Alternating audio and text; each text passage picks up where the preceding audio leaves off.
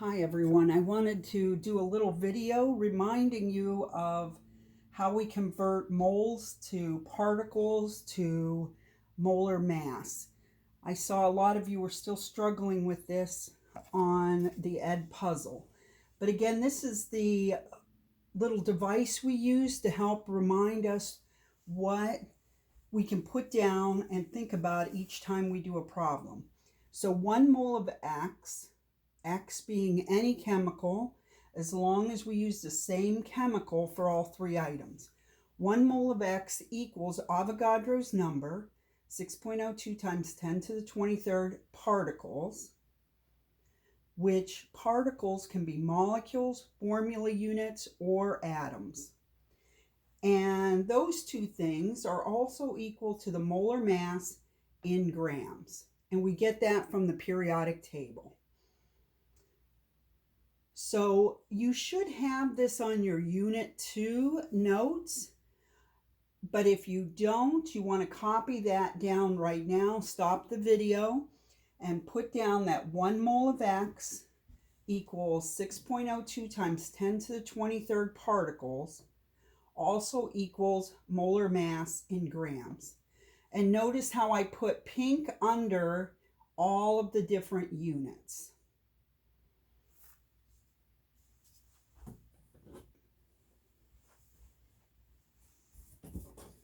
First problem we're going to do is how many moles are in 1 atom of aluminum? How many moles are in 1 atom of aluminum? Now I'd like you to stop the video right here and write that question down in your comp book. How many moles are in 1 atom of aluminum? Now to do this problem, I'm still referring back to the 3 things we did earlier. So I want to circle or underline the units that are in this problem. I have moles and I have an atom. So when I'm looking at my conversion factors, here's a mole and here are atoms. So I'm not even going to use the molar mass whatsoever. I just need to do the first 2. I want you looking at those 3 things that equal each other. So the first thing we do is put down our given. And our given is 1 atom aluminum. And we're going to set up our fraction line. And we always bring down what we're trying to get rid of, which would be atoms of aluminum. And what are we looking for in this problem? Are moles.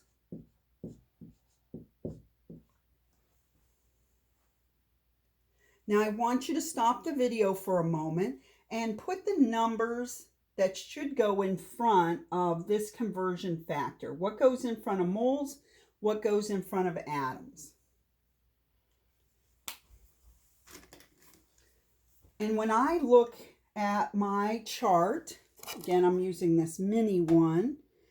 Every time I have moles, I put a 1 in front of it.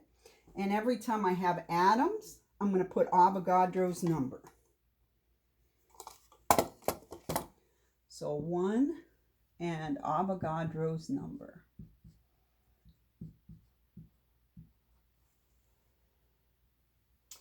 And now I'm going to multiply across the top, divide by the bottom. I'd like you again to stop the video and make sure you can do this in your calculator. Don't forget to use the EE key.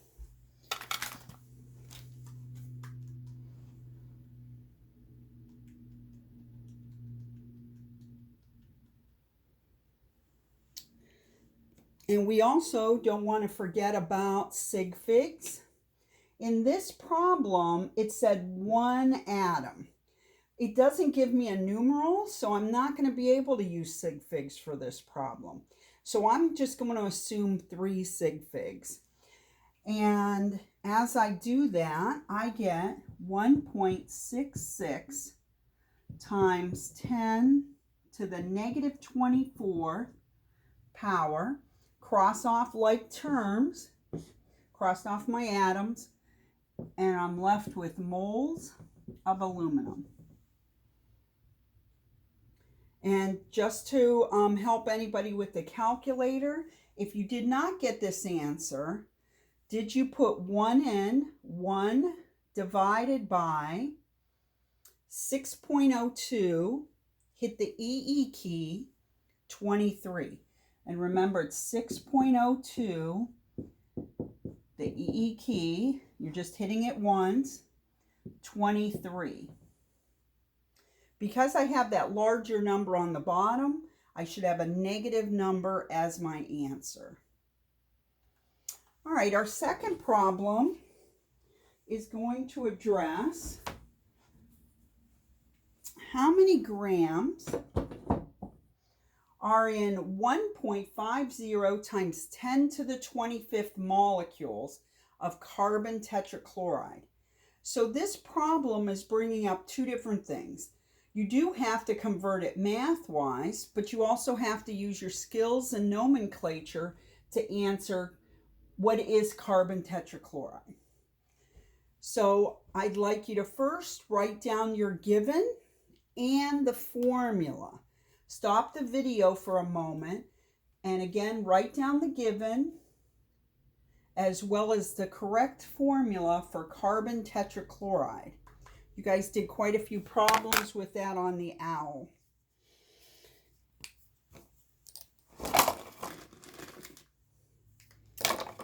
All right, so I have as the given 1.50 times 10 to the 25th molecules, and remember we cannot abbreviate the word molecules, molecules of, and let's see how many of you have the right formula, carbon tetrachloride.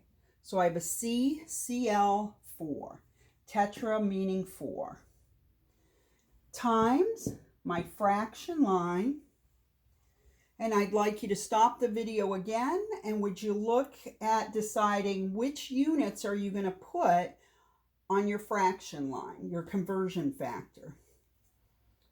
I'm going to move down molecules here because I know I want to get rid of them.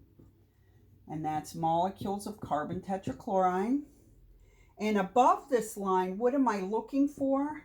I'm looking for grams of carbon tetrachloride.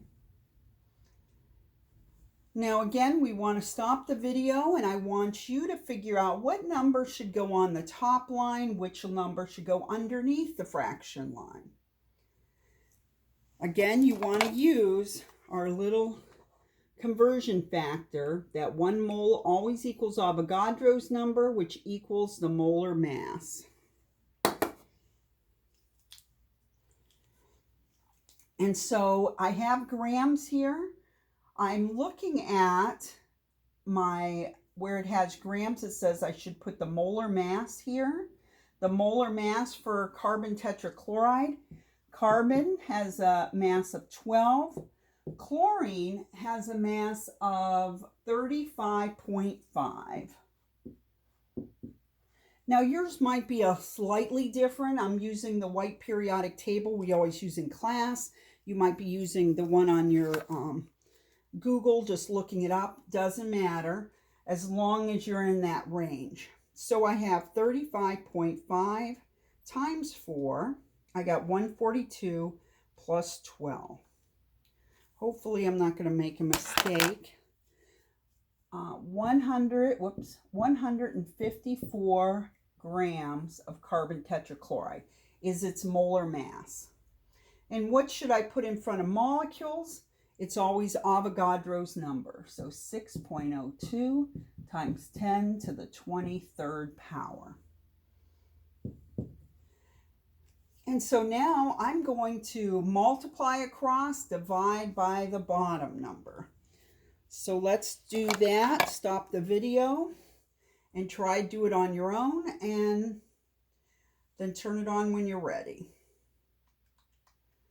So what I'm doing, I'm putting 1.50 EE25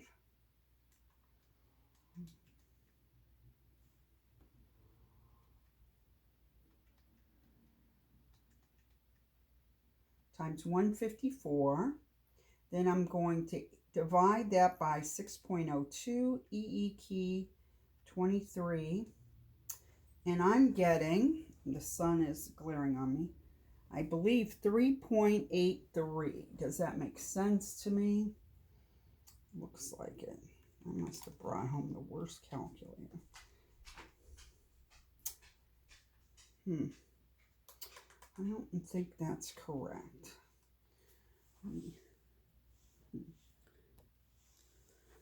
Okay, I have like the worst calculator here. I cannot see, but I actually have 3,837.2. I can't see the decimal on this calculator. So I need to convert that into scientific notation, which would be 3.84 times 10 to the third power, 3 sig figs. I started off with 3 sig figs. My units would be grams of carbon tetrachloride.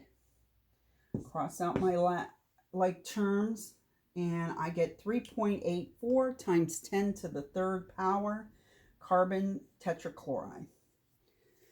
All right, for our last problem, we're going to switch how many molecules are in 16 moles of iron 2 oxide. So what I'd like you to do now is, first of all, set up the problem. Go ahead and do the whole problem. If you think you're ready, just pause it. And again, we're looking at two different things: how to convert between molecules and moles. And we're looking at, do you know your nomenclature, how to switch iron 2 oxide into a chemical formula. So pause at any time you need to. Test yourself. And so I'm going to get started here. I have 16 moles. And now I have to convert. This tells me I have iron 2, which means iron plus 2 charge, and oxide, which has a negative 2 charge. If you have your periodic table, you have written across the top your oxidation numbers.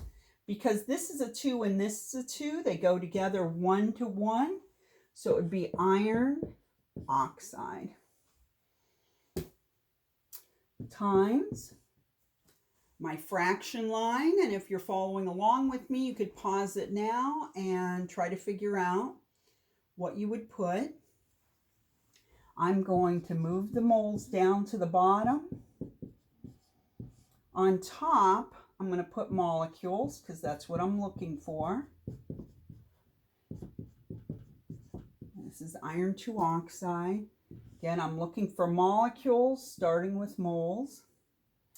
And when I look at my little cheat sheet, which you have in front of you as well, every time I have molecules, I put 6.02 times 10 to the 23rd, Avogadro's number, because I know when I have that many molecules, I always have 1 mole of iron 2 oxide.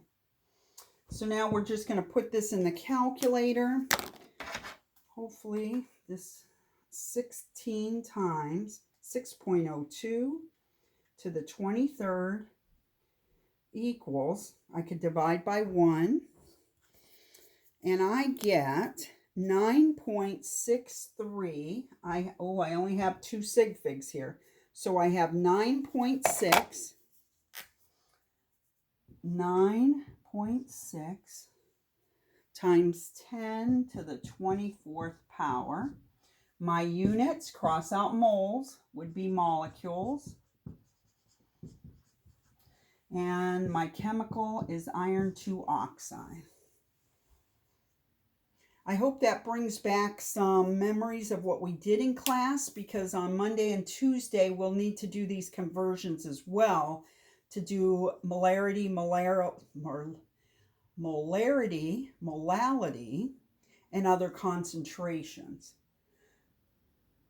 So have a great day, everyone.